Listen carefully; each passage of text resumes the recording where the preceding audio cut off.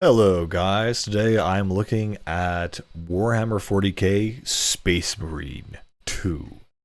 Man, I am ecstatic. I love this game. There's so many things I don't know even where to start. I mean, this is the real spiritual successor to Gears of War. This is my Gears of War 4, frankly. This game feels like it was ripped out of 2005. It has that energy, angsty energy. Um, yeah, that edgy energy. Um, Also, the Warhammer universe has always been something I haven't really been into. I only a few years ago played Dawn of War on the PC and kind of got into that. It was like, okay, cool, like this is an RTS thing, and of course, real Warhammer is an RTS kind of game. And I just remember as a kid, I mean, my experience was like, okay, so I have to pay how much for these figures? And I have to paint them myself, and I need to find other people to play them with. And I was a kid. I didn't have any money. I didn't have hundreds, not thousands of dollars to do all this stuff. So just like, okay, whatever. I won't bother. But yeah, this is the most extremely unapologetically Roman Catholic racist space game, and I love it. It's so good. It's a wonderful experience, and it's one of the few times where I've seen a game, and it is exactly what I wanted. Honestly, the campaign is relatively short. I think I beat it in a single day. It's maybe like 7 or so hours, but it is the best 7 hours I've had in a long time. It is just from start to finish. It's an absolute joy. And mechanically, it's interesting how they combine melee and ranged combat in such a fluid way that it makes it feel really natural and really good. Um, I mean, it's funny that your firearms do relative damage to like small enemies, or I mean moderate damage to enemies. Like it does quite a bit of damage, and it's only when you're surrounded by the hordes that you end up switching to melee mode. And you even have like a weird melee combination where you swing for a bunch and then you hold down the attack button after your combo to finish the combo. And depending on how many attacks you did, you'll do like a bigger AoE essentially. And it's very gory. There's all these Tyranids that you got to kill, and similar to Dawn of War. I mean, it's very similar to Dawn of War's story, where you have like this lieutenant who was previously accused of heresy and exonerated, but they're kind of like testing him still. They're not sure, and your chaplain is like, "I'm watching you," kind of thing. And so you essentially are brought to this planet that's been overrun by Tyranids to essentially extract a special project, and then of course a special scientist who was working on that project who ends up getting killed, and then you have to find his assistant and then help his assistant who ends up sort of somewhat turning on you, and then chaos gets involved. And the first half is the basic hordes of the Tyranids, and Dawn of War is the orcs, and then chaos shows up. um and so yeah, that's kind of the basic gist of the story beats and what happens.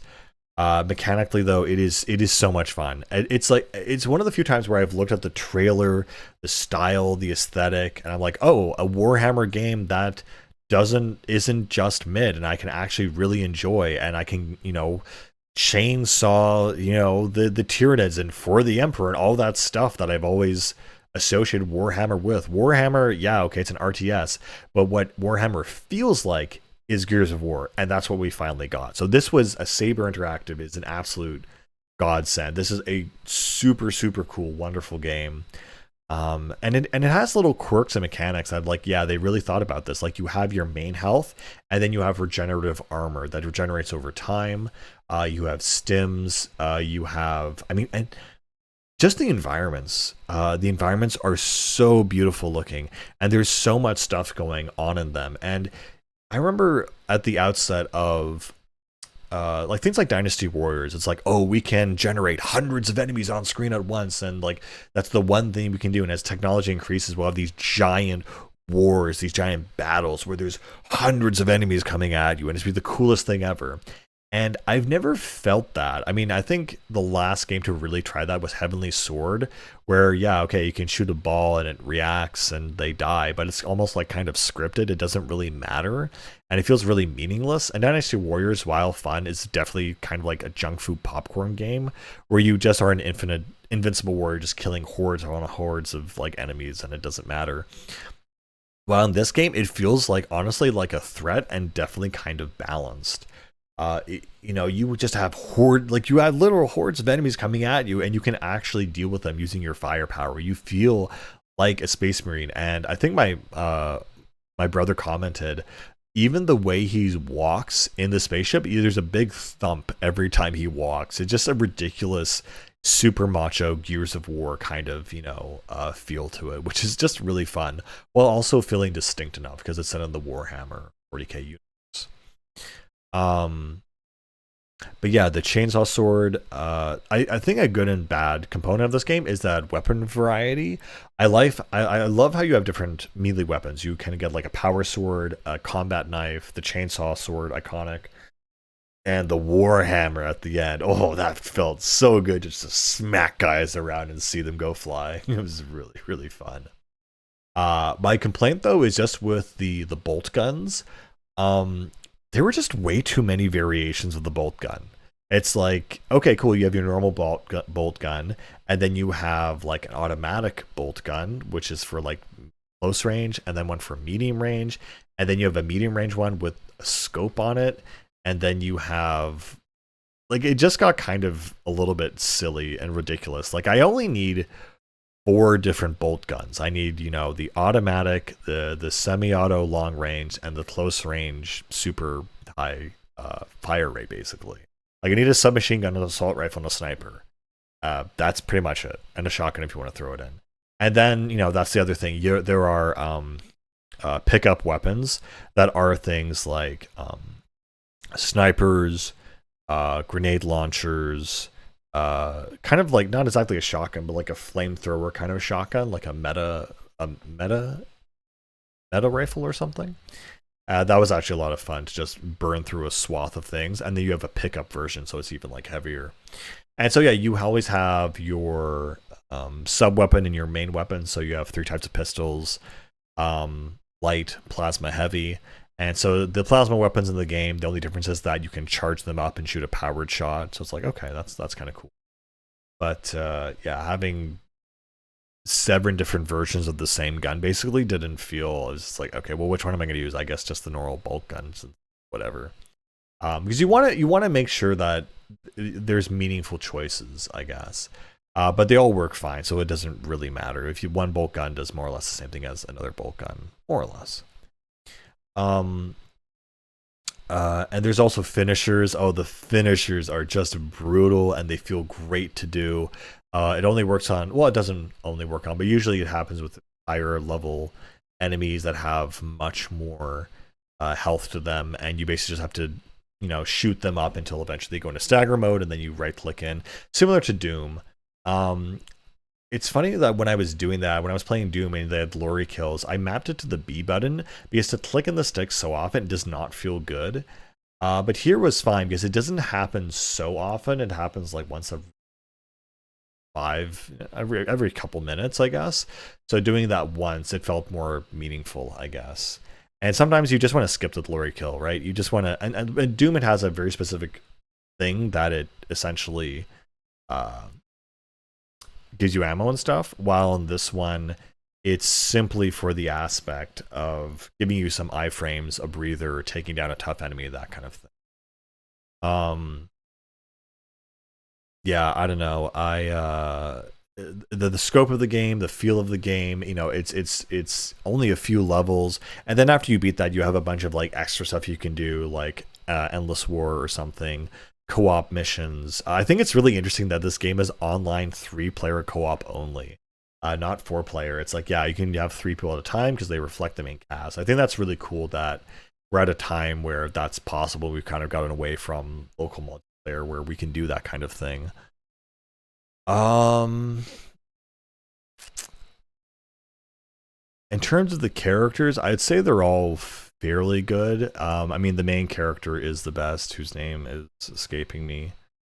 I know there's Gadriel, the Arioch or something, and the main guy is I'm just having a brain moment. I can't remember his name, but he's probably the best character. He's conflicted because he's trying to prove himself, and he had his penance, and he's like, okay, yeah, no, I did some things, and I didn't tell you guys because it wasn't mission relevant, and now it is, and so you have that conflict within the squad. You also have this thing where you have to find the commander, and the commander is like, oh yeah, I would totally exonerate you, kind of thing. And yeah, it's just brotherhood, violence against space aliens, and a fun time. And graphically, I could not stop taking screenshots. I actually think I broke my screenshot thing. Like it was literally so cool and so vivid and so dynamic, and the environments and the effects were so nice. It's a really beautiful game, frankly. Some of the lighting effects are really stunning. I also like you have certain segments where you increase your movement a lot. So, for example, you get a jetpack, and in the jetpack segments, it's kind of you're restricted to using that. You can basically hover in the air. You can do this giant ground slam. Like it's all cool stuff. Whoever made this game was just like, let's make the coolest game possible, and let's make it for the boys, basically. Let's do a bunch of really cool, neat stuff. Yeah, that's definitely one thing they showed in the trailer, where you hover with the jetpack and you slam down and you completely decimate everything around you. There's a lot of original creativity in this game. It feels really good. There's also a dodge mechanic, which you'd use for enemies that are attacking with super heavy attacks. I also like there is a parry mechanic. I don't think that would be a thing I really enjoyed, but they'd have this blue thing that would show up on an enemy, and that means that they're attacking, and you just press LB, and you get some iframes, and you can just smack it on the ground and counter it and whatever and kill it. Yeah, I don't know what else to say. Oh yeah, there's also collectibles similar to Gears of War, the little voice files of people talking about their penance. And I do like all the very religious speaking points, how people are talking about these kinds of ideas and concepts. And just even the way the script is written is very refreshing from the Marvel Disney slop we're used to, people copying. For people to speak in Warhammer using religious themes and brother and for the emperor and all this stuff, and talk about honor and virtue and all these grand ideas, and to hold oneself strictly to one's own sense of self, sense of power, higher concepts in general, and not just, oh my god, that just happened, guys. It's so refreshing. It is so painfully refreshing, like a glass of water in the desert, to play this game and its writing. So yeah, writing, dialogue, characters, graphics, mechanics, gameplay. I think there's an upgrade system of some sort. Oh yeah, I think you unlock weapons as you play, which isn't super huge. There's some customization or like skins, but nothing super huge. And just the aesthetic and the design of the world is just so fascinating. Like the spaceship is also half Gothic cathedral, half whatever. I guess if you've been looking at Warhammer and playing Warhammer games for the past 20 years, it's not novel to you, and I've known about it, but I've never really been into the games, and so playing it, being immersed in that environment, it just is so visually so interesting. Like, oh, they have like this Gothic, it looks like a something you pray at a church, this little stand, but it has a computer with a green screen on it. It's like, oh, that's really cool. And so every second of this game, I'm going, oh, that's really cool. Oh, I didn't know you could do that. Oh, that's really nifty. Oh, this is so cool. Yeah, this is definitely, I don't want to say it might be game of the year, but and again, I love the fact it's such a short campaign. I love the fact you give me one day to be a big, beefy, genetically modified space marine Catholic beast. And then I can go back to my day job. I don't want to spend 50 hours on things anymore. I don't want to do any more RPGs and be immersed in an environment I don't care about. I want one compressed, extreme, focused experience. And then I can take that experience as it resonates with me as I go through my life and do my other things. That's what a game should be, and this is exactly what it is. I'm so excited to, at some point in the future, play this game again and play it, with a friend, with my brother, play with different skins, different outfits. This is a game that makes me want to spend money on it. It's money and time because it's such a good, short, intense thing that I can keep redoing it over and over. Anyway, this game is exactly what I wanted. It delivered on everything that I desired, which is super like rare and unusual. This is a really good game, and it really deserves for people to at least try it. And I think that's it. There's been a lot of things I've been playing on Game Pass. I haven't bought a game full price for a while, but this is one that I did buy full price, and I have no regrets because I knew I was going to play it anyway. And it absolutely delivered. Like, this is a real AAA game, and it is fun as hell. Anyway, with that, I think that's the end of my stream of consciousness. I'm probably forgetting a few details about ships and lines and dialogue and whatever and signs, but it's so good that if you're wondering if you should play this, you absolutely should. And if you're nostalgic for a real Gears of War game, this is it. Anyway, that's it. For the Emperor, courage and honor. Take care, brother, and game on.